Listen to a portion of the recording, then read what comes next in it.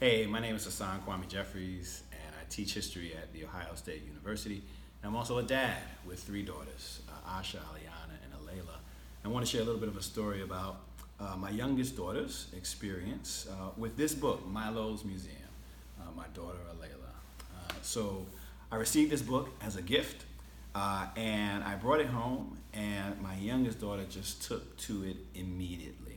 And one of the beautiful things about this book, which is the story of a young girl and her experience going to a museum and not seeing herself represented, and then in response, talking to her aunt and to her parents, creating a people's museum, a museum of her own family and community that reflected not only herself, but also her family and her community.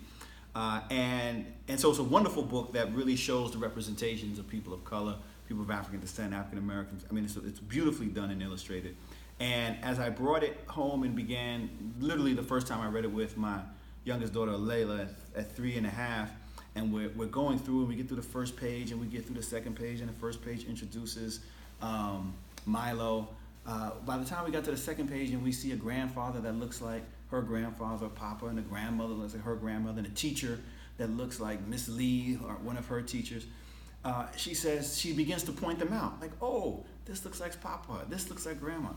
And then so finally we get another 2 or 3 pages in, and she says, this looks like me, talking about Milo. And so we had to go back to the beginning of the book, and the way I read it now is every name in there for a teacher, for a parent, for an aunt, has to be substituted for a family name. So it's Alayla's Museum, and it's Papa instead of the grandfather, and Grandma instead of the grandmother.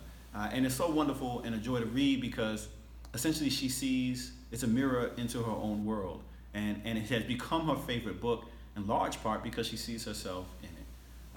So thank you so much to the author and the illustrator for producing this wonderful book, which is a real testament to the value of producing books in which our children can really see themselves in.